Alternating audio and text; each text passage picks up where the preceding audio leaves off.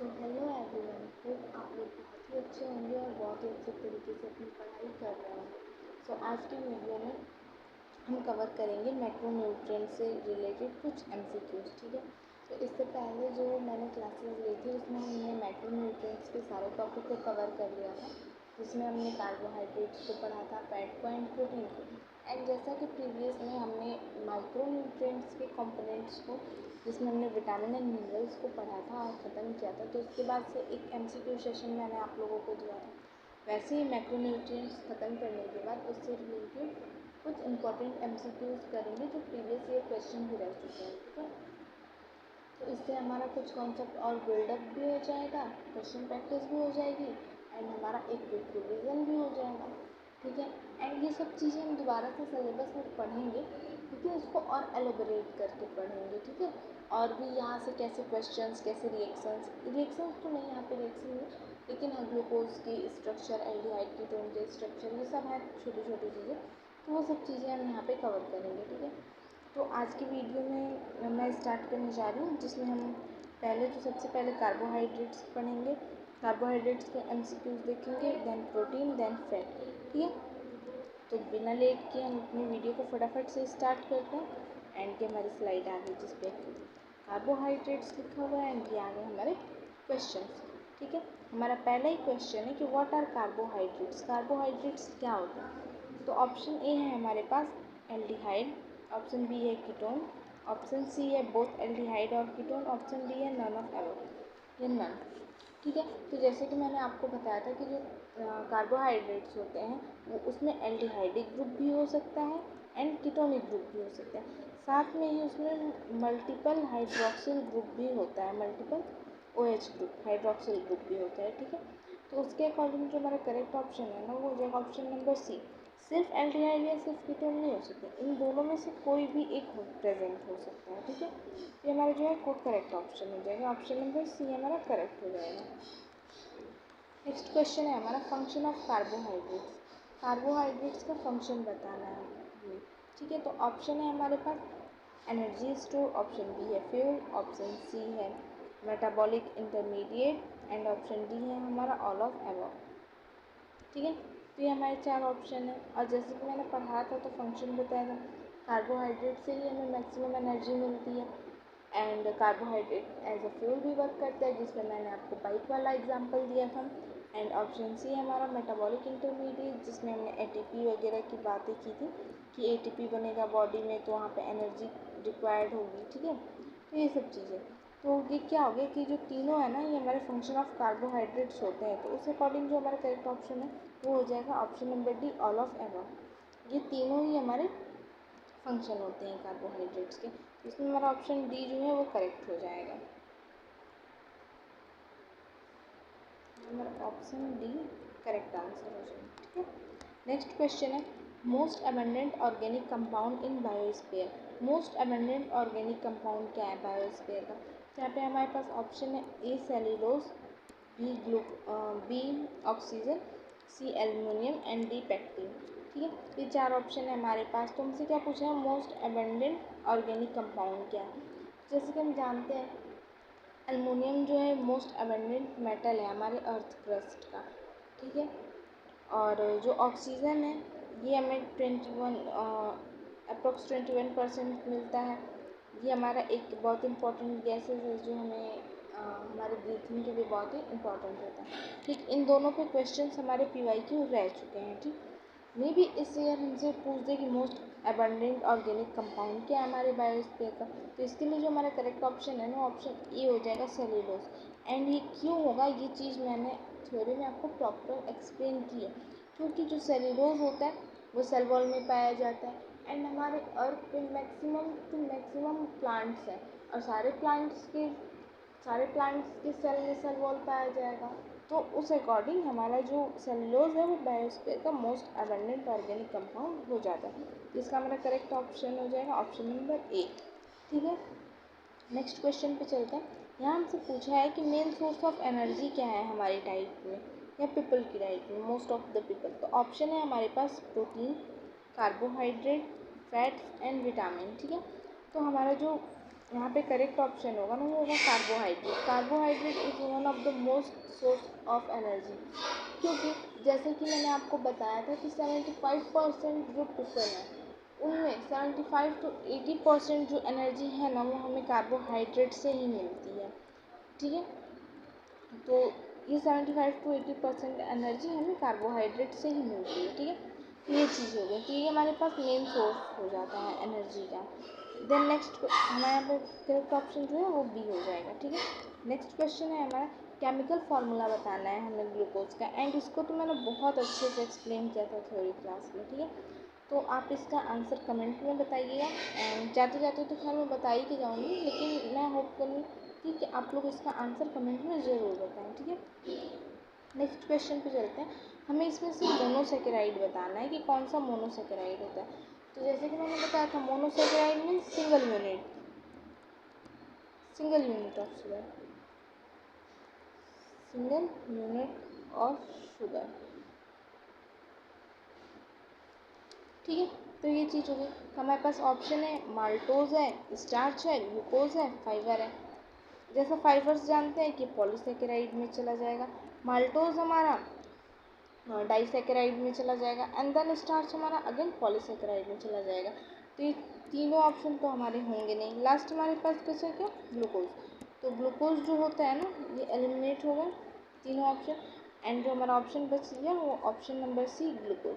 जो ग्लूकोज होता है ना ये जो है हमारा मोनोसेकेराइड होता है, तो इसका करेक्ट ऑप्शन सी हो जाएगा हमारा। ठीक है, नेक्स्ट क्वेश्चन है, विच वन इज डायसेकेराइड। ठीक, डायसेकेराइड क्या होता है, जिसमें हमें 2 यूनिट ऑफ शुगर मिलता है। ठीक है, 2 यूनिट ऑफ शुगर, ये डायसेकेराइड होता है। इसका दूसरा नाम ओलिगोसेकेराइड्स भी होता है। ठीक है, अब यहाँ पे हमारे पास क्या क्या ऑप्शन है, तो हमारे पास ऑप्शन ए है लैक्टोज, ऑप्शन बी है फ्रक्टोज, ऑप्शन सी है ग्लाइकोजन, ऑप्शन डी है ग्लूकोज। तो जैसा हमने देखा ऊपर अभी कि जो हमारा ग्लूकोज है वो हमारा मोनोसेकेराइड होता है। ठीक है, तो यहाँ पे एक चीज़ तो हमें क्लियर हो जाएगी कि जो हमारा ग्लूकोज है वो होगा नहीं हमारा डाइसेकेराइड, क्योंकि तो हमारा मोनोसेकेराइड था। ठीक है, तो अब हमारे पास क्या ऑप्शन बचेंगे, हमारे पास ऑप्शन बच जाएगा lactose, fructose and glucose, sorry glycogen, एक ग्लाइकोजन भी मार्क कर दे, ग्लूकोज। ग्लूकोज जो था हमारा क्या था, मोनोसेकेराइड था। ठीक है, तो हमें एक कंफर्म हो गया कि ग्लूकोज तो हमारा होगा नहीं। ठीक, अब हमारे पास जो ऑप्शन बचेगा, हमारे पास ऑप्शन बच गया लैक्टोज, फ्रक्टोज एंड ग्लाइकोजन। ठीक, तो अब हमें इसमें से बताना है कि इसमें से हमारा डाइसेकेराइड कौन सा है। तो इसमें से जो हमारा डाइसेकेराइड हो जाएगा ना वो हो जाएगा लैक्टोज। ठीक, ये हमारा करेक्ट ऑप्शन हो जाएगा। क्यों हो जाएगा कि जो जो लैक्टोज है ना ये हमें 2 यूनिट ऑफ शुगर देता है, और कौन कौन से वो 2 यूनिट ऑफ शुगर होते हैं ये चीज़ भी मैंने आपको बताया था कि जो लैक्टोज होता है वो किन 2 चीज़ों में टूटता है, एंड इसको एक और नाम से भी जाना जाता है, इसको मिल्क शुगर के नाम से भी जाना जाता है। तो जो हमारा लैक्टोज है ना वो हमारा गैलेक्टोज एंड ग्लूकोज में ब्रेक डाउन होता है, तो ये हमें 2 यूनिट ऑफ शुगर मिल गए। ठीक है, यहाँ पे हमारा जो करेक्ट ऑप्शन है वो लैक्टोज हो जाएगा, और जो हमारा फ्रक्टोज है ये तो हमारा मोनोसेकेराइड ये भी होता है, तो हमारा ग्लूकोज और फ्रक्टोज ऐसे ही एलिमिनेट हो जाएंगे। एंड जो हमारा ग्लाइकोजन होता है ये हमारा जो ग्लाइकोजन होता है ये एक टाइप का कह ले तो पॉलीसेकेराइड में आ जाएगा, क्योंकि जैसे प्लांट्स में स्टार्च स्टोर होता है वैसे ही एनिमल्स में ग्लाइकोजन एनर्जी के फॉर्म में स्टोर होता है। ठीक है, तो इसका जो हमारा करेक्ट ऑप्शन है वो हो जाएगा हमारा ऑप्शन नंबर ए लैक्टोज, जो कि एक डाइसेकेराइड है। ठीक, नेक्स्ट क्वेश्चन हमारा आ जाता है कि which is the most common simple sugar found in nature. कौन सा ऐसा कॉमन शुगर है जो कि हमारे नेचर में पाया जाता है। ठीक है, ऑप्शन है हमारे पास glucose, option B galactose, option C fructose, option D maltose. तो हमें बताना है कि कौन सा सिंपल शुगर है जो हमारे नेचर में पाया जाता है। तो इसका जो हमारा करेक्ट ऑप्शन हो जाएगा वो हो जाएगा फ्रक्टोज। ये एक मोनोसेकेराइड है, मैंने थ्योरी क्लास कराया था तो बताया था कि ये एक मोनोसेकेराइड है। ठीक, एंड ये हमारा मोनोसेकेराइड है, एंड ये जो है हमारा कॉमन सिंपल शुगर भी है, ठीक, जो हमारे नेचर में पाया जाता है, ठीक है। तो ये चीज़ हो गई, तो हमारे यहाँ पे करेक्ट ऑप्शन हो जाएगा सी, फ्रक्टोज। ये हमारा कॉमन सिंपल शुगर के नाम से भी जाना जाता है एंड ये बहुत ही इंपॉर्टेंट क्वेश्चन है एग्ज़ाम के पॉइंट ऑफ व्यू से, ठीक है। तो इसको आप लोग अच्छे से याद कर लीजिए। नेक्स्ट क्वेश्चन आता है हमारा कि विच मोनोसेकेराइड कन्वर्ट इनटू ग्लूकोज। कौन सा ऐसा मोनोसेकेराइड है जो कि ग्लूकोज में कन्वर्ट हो जाता है, ठीक है। तो हमारे पास ऑप्शन है, option A lactose, option B sucrose, option C fibres and option D galactose. तो जो हमारा करेक्ट ऑप्शन है वो हमारा हो जाएगा गैलेक्टोज। जो गैलेक्टोज है ना, ये ग्लूकोज में कन्वर्ट हो जाता है, ठीक है। और ये जो गैलेक्टोज है ये ग्लूकोज में कन्वर्ट हो जाता है, इसी की वजह से ये ग्लूकोज के कंपैरिजन में लेस स्टेबल हो जाता है, ठीक है। ये चीज़ भी मैंने आपको थोड़ी क्लासेस में बताई थी कि ग्लूकोज से लेस स्टेबल होता है हमारा गैलेक्टोज, ठीक है। तो ये चीज़ें हो गई, तो आई होप ये चीज़ें आपको क्लियर हो रही होंगी एंड एक अच्छा रिवीजन भी आप लोग का हो रहा है। इसका जो हमारा करेक्ट ऑप्शन है वो डी हो जाएगा, ठीक। नेक्स्ट क्वेश्चन जो है हमारा वो है कि in which organ glucose converted into galactose. जैसे कि अभी हमने यहाँ देखा कि जो कौन सा ऐसा मोनोसेकेराइड है कि जो ग्लूकोज में कन्वर्ट होगा। अब यहाँ हमसे पूछ दिया कि कौन सा ऐसा ऑर्गन है जो ग्लूकोज को गैलेक्टोज में कन्वर्ट करेगा। तो हमारे पास ऑप्शंस हैं, ऑप्शन ए है हमारे पास किडनी, ऑप्शन ऑप्शन ए है किडनी, ऑप्शन बी है पेनक्रियाज, ऑप्शन सी है लिवर एंड ऑप्शन डी है हार्ट। इन चारों में से हमें बताना है कि कौन सा ऐसा ऑर्गन है जो कि ग्लूकोज को गैलेक्टोज में कन्वर्ट करेगा। तो हमारा जो करेक्ट ऑप्शन हो जाएगा option number C, liver. Liver जो है ग्लूकोज को गैलेक्टोज में गैलेक्टोज को ग्लूकोज में कन्वर्ट करेगा, ठीक है। ये हमारे ग्लूकोज को गैलेक्टोज में कन्वर्ट करेगा लिवर, ठीक है। और लिवर एक तरीके से देखिए तो हमारा लार्जेस्ट एंडोक्राइन ग्लैंड भी होता है, ठीक है। तो ये चीज़ें हो गई एंड लिवर को तो हमें बहुत ही अच्छे से पढ़ना है क्योंकि यहाँ से बहुत सारे क्वेश्चंस आते हैं, ठीक है। तो ह्यूमन फिजियोलॉजी के अंदर ना प्रॉपर एक एक ऑर्गन पे आपको क्लासेस मिलेंगी जिससे आपकी मैक्सिमम डाउट, मैक्सिमम चीज़ें क्लियर हो जाएंगी, ठीक। अभी तो यहाँ पे आपको एक ओवरव्यू है कि हाँ ऐसी क्लासेस, इससे भी अच्छी इंटरेक्शन वाली क्लासेस आपको सिलेबस के अंदर मिलने वाली हैं, ठीक है। अभी तो ये स्टार्टिंग है, ठीक। तो नेक्स्ट क्वेश्चन जो है हमारा कि which disaccharide sugar is known as table sugar. Table sugar हम किसको कहते हैं, जैसे अभी हमने देखा था कि कॉमन सिंपल शुगर किसको कहते हैं, तो वैसे ये टेबल शुगर किसको कहते हैं। एंड ये हमारा PYQ रह चुका है और मे भी दोबारा से क्वेश्चन रिपीट भी हो सकता है क्योंकि कम से कम 2 से 3 बार PYQs में आ चुका है, 2-3 पेपर में आ चुका है इसी नीट के, ठीक है। और ये भी हो सकता है कि ये ना पूछे, कॉमन सिंपल शुगर भी पूछ दे, तो ये दोनों चीज़ें आपको बहुत अच्छे से याद रखनी है। ऑप्शन है हमारा सुक्रोज, ऑप्शन बी है माल्टोज, ऑप्शन सी है गैलेक्टोज एंड ऑप्शन डी है फ्रक्टोज। अब इसमें से हमें बताना है कि इसमें से हम टेबल शुगर किसको कहते हैं। तो हमारा जो करेक्ट ऑप्शन हो जाएगा वो हो जाएगा सुक्रोज। सुक्रोज को हम टेबल शुगर कहते हैं एंड सुक्रोज एक हमारा डायसैकेराइड भी होता है, ठीक है। यहाँ पे जिसे लिखा ही गया डायसैकेराइड होता है। एंड अगर मैं बात करूँ कि जो सुक्रोज है, अगर ये इसको हम ब्रेक डाउन करेंगे, जैसे कि हम जानते हैं कि जब डायसैकेराइड टूटते हैं तो हमें दो शुगर मिलते हैं, मोनोसेकेराइड शुगर मिलते हैं, ठीक है। तो सुक्रोज जो है वो किस किस में ब्रेक डाउन होगा, तो सुक्रोज जो है वो हमारा फ्रक्टोज में ब्रेक डाउन होगा एंड ग्लूकोज में होगा, ठीक है। तो ये चीज़ें हो गई, तो यहाँ पे हमारा करेक्ट ऑप्शन जो है वो ऑप्शन नंबर ए हो जाएगा, सुक्रोज, जिसको हम टेबल शुगर के नाम से भी जानते हैं, ठीक है। देन नेक्स्ट क्वेश्चन है हमारा which sugar is known as milk sugar. Milk sugar के नाम से हम किसको जानते हैं, तो यहाँ पे हमारे पास ऑप्शन है, option A maltose, option B starch, option C lactose, option D glycogen है। तो जो हमारा करेक्ट ऑप्शन है वो हो जाएगा लैक्टोज। लैक्टोज को ना हम मिल्क शुगर के नाम से जानते हैं एंड लैक्टोज से आपने एक नाम भी सुना होगा, लैक्टोबैक्यूलस बैक्टीरिया या लैक्टिक एसिड, ये चीज़ें सुनी होंगी। तो इन चीज़ों को हम आगे और भी अच्छे से बहुत डिस्कस करेंगे कि लैक्टिक एसिड हाँ ये लैक्टिक एसिड क्या होता है, ठीक है।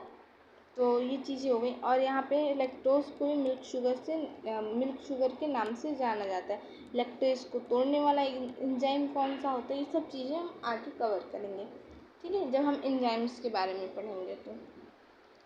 तो ये रहे हमारे कुछ इंपॉर्टेंट क्वेश्चंस। एंड इसका जो हमारा करेक्ट ऑप्शन है वो सी हो ही गया। सी जो है इसका करेक्ट ऑप्शन हो जाएगा। अब हम नेक्स्ट चलते हैं। ये थे हमारे कुछ कार्बोहाइड्रेट से related important question. Next slide पे चलते हैं, जिसमें हम प्रोटीन से रिलेटेड कुछ इंपॉर्टेंट क्वेश्चंस को देखेंगे, ठीक है। तो अभी तक तो हमने कार्बोहाइड्रेट्स का एक अच्छा खासा रिवीजन कर लिया, यहाँ पे उससे रिलेटेड क्वेश्चंस भी देख लिए। एंड अब बारी है हमें पढ़ना है प्रोटीन, ठीक है। तो अब प्रोटीन में देखते हैं कि हमारा पहला क्वेश्चन क्या है। क्या बहुत ही एक अच्छा प्यारा सा छोटा सा क्वेश्चन है कि यूनिट ऑफ प्रोटीन क्या होता है। जैसे विटामिन एंड मिनरल्स में हमने डिस्कस किया था, ठीक है। तो यहाँ पे यूनिट ऑफ प्रोटीन क्या होता है, तो हमारे पास ऑप्शन ए है मिनरल, ऑप्शन बी है अमीनो एसिड, ऑप्शन सी है फैट एंड ऑप्शन डी है फैट एंड ऑप्शन सी था हमारा विटामिन, ठीक है। एंड जो भी थोड़ा सा अपना कॉमन सेंस लगाएगा उसको इसका आंसर फटाक से पता चल जाएगा। क्यों? क्योंकि मिनरल्स तो हमारा एक माइक्रो न्यूट्रिएंट है, तो इसकी कोई बात ही नहीं करनी है। देन अगेन हमारा विटामिन एक माइक्रो न्यूट्रिएंट है, तो ये दोनों तो हमारे ऐसे ही एलिमिनेट हो गए, इनकी तो हमें यहाँ पे बात ही नहीं करनी है, देखना भी नहीं है इन ऑप्शंस को, ठीक है। एंड ऑप्शन डी आता है हमारा फैट। अब इसी के बारे में हम पढ़ रहे हैं, तो प्रोटीन में फैट थोड़ी ना पूछ देगा। तो हमारे पास क्या ऑप्शन बचा, अमीनो एसिड। तो अमीनो एसिड जो होते हैं वो यूनिट ऑफ प्रोटीन होते हैं, ठीक है। तो एलिमिनेशन मेथड से भी आपके बहुत सारे क्वेश्चन बन सकते हैं। और यहाँ तो एलिमिनेशन क्या है, बहुत ही सिंपल सा क्वेश्चन था, थोड़ा सा कॉमन सेंस जिसके पास होगा वो कर लेगा इस क्वेश्चन को, ठीक है। तो इसका जो हमारा करेक्ट ऑप्शन था वो हो जाएगा option number B, amino acid. Option B हमारा करेक्ट आंसर हो जाएगा। नेक्स्ट क्वेश्चन है हमारा, which one is a globular protein. यहाँ से हमें ग्लोबुलर प्रोटीन पर पूछा है।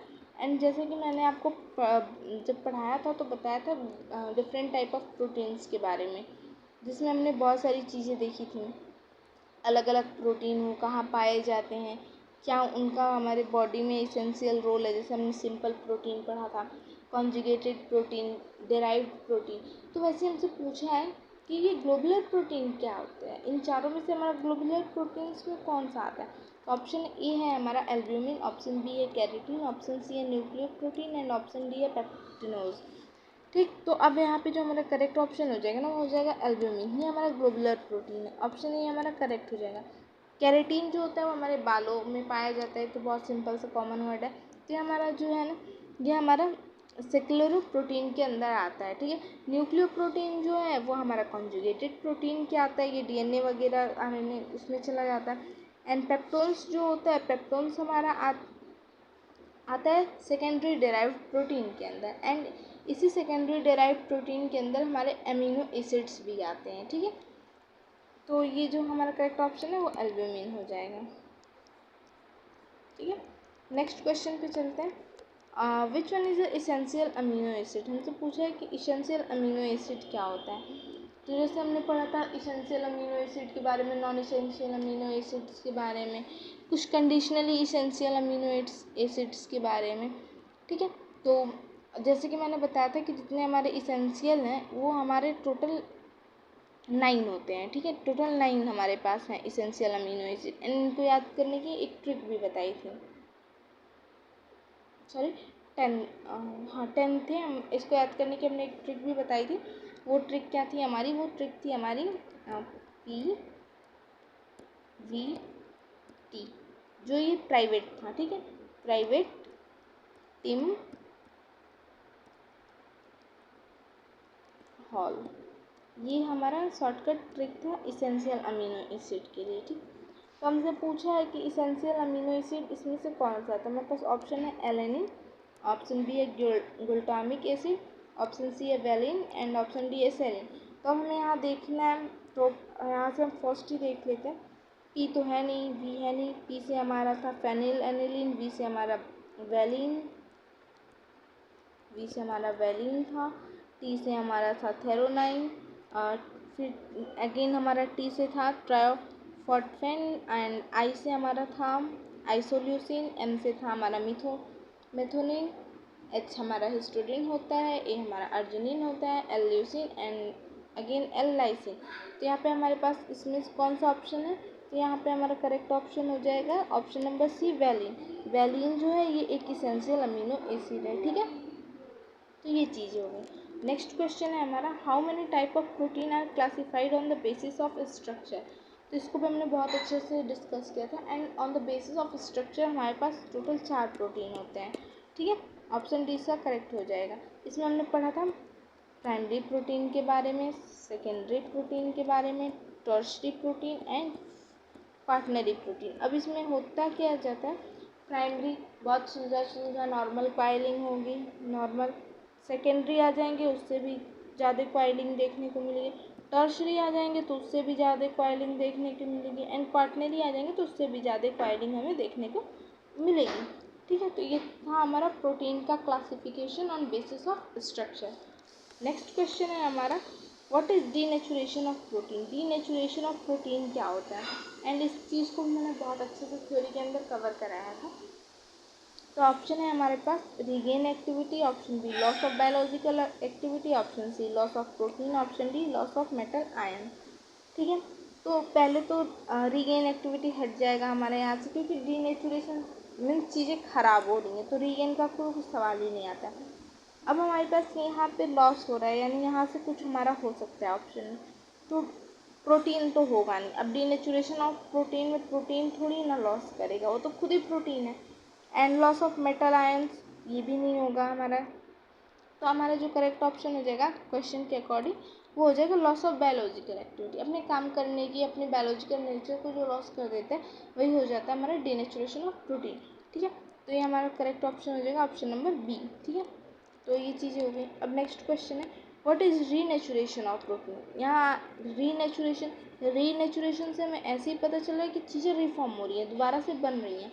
ऑप्शन है हमारे पास loss of protein, option B है loss of metal ion, option C है regains it biological activity and option D है नन, ठीक। तो हमारा जो करेक्ट ऑप्शन हो जाएगा वो हो जाएगा loss regain it's biological activity, क्योंकि अभी हमने डीनेचुरेशन में पढ़ा कि लॉस इट्स बायोलॉजिकल, तो डीनेचुरेशन में ये लॉस कर देगा, लेकिन जब रीनेचुरेशन होगा तो ये उस बायोलॉजिकल एक्टिविटी को दोबारा से रीगेन कर लेगा, ठीक। तो ये हमारी चीज़ें हो गई।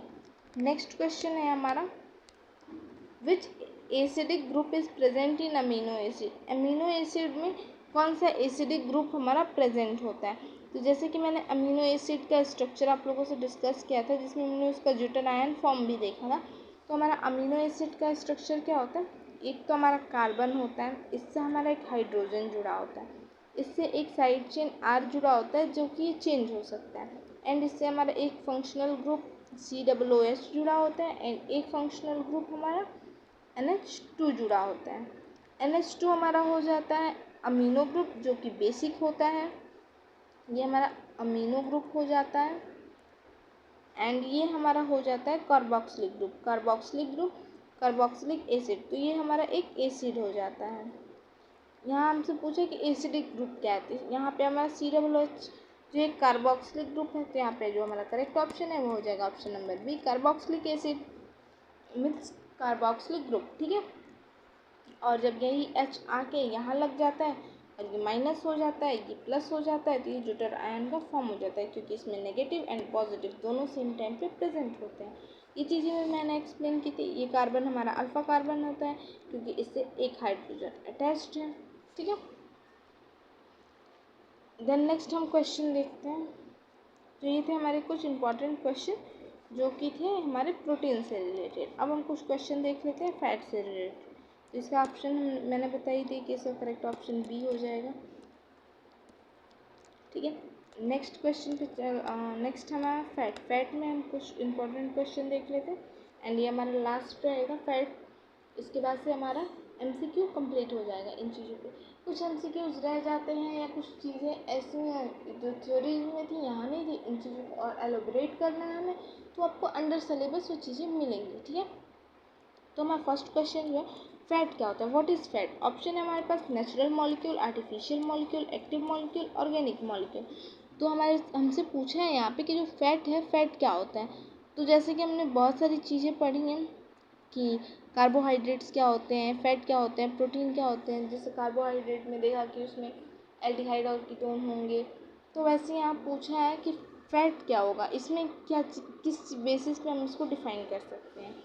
ठीक है, तो यहाँ पे हमारे पास ऑप्शन में है natural molecule, artificial molecule, active molecule and organic molecule. तो यहाँ पे जो हमारा आर्टिफिशियल तो होगा नहीं, ऐसे इसको हटा दो आप। एक्टिव मॉलिक्यूल होगा नहीं, क्योंकि एक्टिव पैसिव की बात तो जब हम आयंस की बात करते हैं या जब चीज़ें एक्सचेंज हो रही हो, डिफ्यूज़न हो रहा हो, तो वहाँ पे इन चीज़ों की बात करते हैं। तो हमारा जो करेक्ट ऑप्शन है वो हो जाएगा नेचुरल मॉलिक्यूल। फैट जो है एक नेचुरल मॉलिक्यूल है और ये एक वाइटल रोल प्ले करता है हमारी बॉडी के अंदर एनर्जी का। अगर कार्बोहाइड्रेट के बाद अगर किसी चीज़ से एनर्जी मिलती है तो हमारा फैट होता है। ठीक है, ये चीज़ें हो गई। नेक्स्ट क्वेश्चन है how many type of fat, fat कितने टाइप के होते हैं, ये चीज़ें बतानी है। ऑप्शन है हमारे पास, ऑप्शन ए है 1, ऑप्शन बी है 2, ऑप्शन 3 है, सी है 3 एंड ऑप्शन डी है 4। तो हमारा करेक्ट ऑप्शन जो है वो हो जाएगा 3। हमारे 3 टाइप के फैट होते हैं, जिसमें हम पहला पढ़ते हैं ट्रांस फैट, सेकेंड होता है हमारा सैचुरेटेड फैट एंड नेक्स्ट होता है हमारा अनसैचुरेटेड फैट।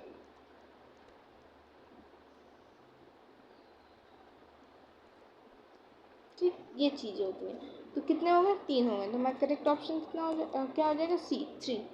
3 टाइप के हमें फैट देखने को मिलते हैं। नेक्स्ट क्वेश्चन जो है हमारा which fat is good for health, हमारे फैट कौन सा ऐसा फैट है जो हमारी हेल्थ के लिए अच्छा होता है। ठीक है, यहाँ पूछा है which fat is good for health.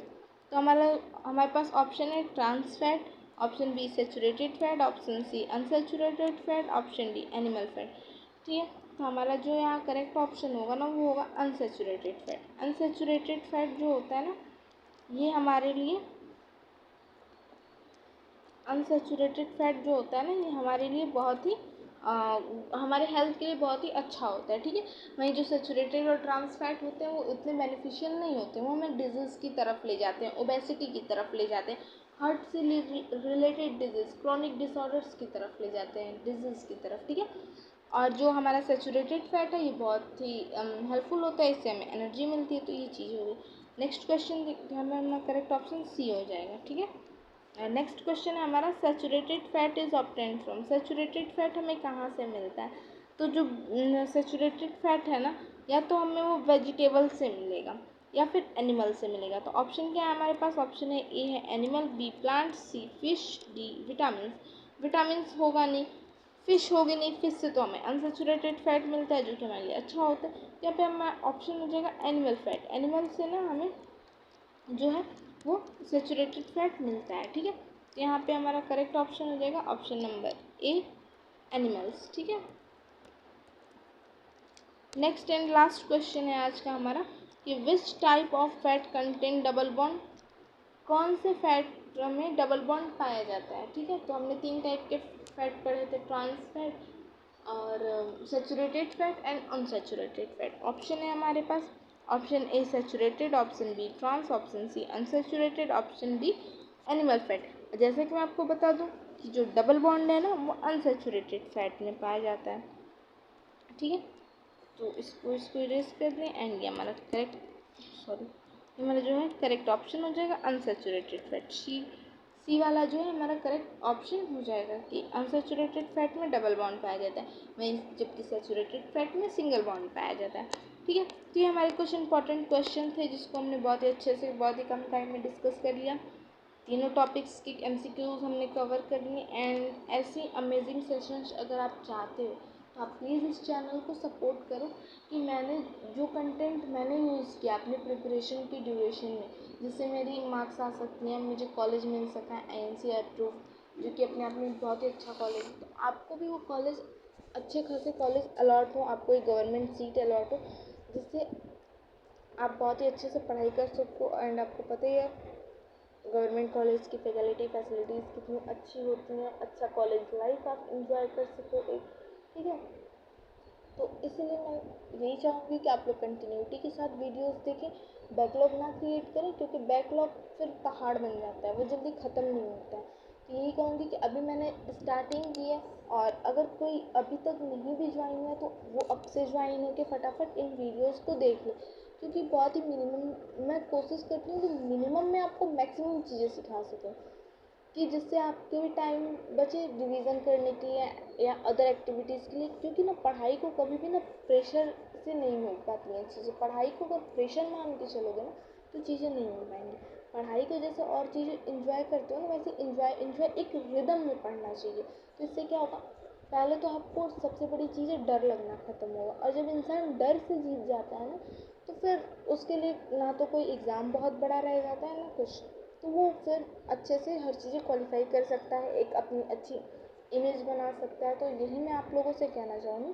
क्या अभी तो आपको मैक्सिमम मुझे लग रहा है 20 मिनट 22 मिनट यही कुछ वीडियोस पड़ी होंगी, 2-4 तो जिसमें आपको फटाफट से देख के कवर कर लेंगे। एंड मैं एक्सपेक्ट करूँगी कि जब मैं सिलेबस कंटिन्यू कर दूँ ना तो उसमें आप लोग बैकलॉग ना क्रिएट करें। यहाँ पे बहुत बड़ा वाला थैंक यू आप लोगों को इस सेशन में मेरे साथ जुड़ने के लिए। एंड बहुत जल्दी हम लोग दोबारा से इसी प्लेटफॉर्म पे मिलेंगे, जिसमें हम लोग बहुत सारी बातें भी करेंगे, बहुत सारे क्वेश्चंस डिस्कस भी करेंगे।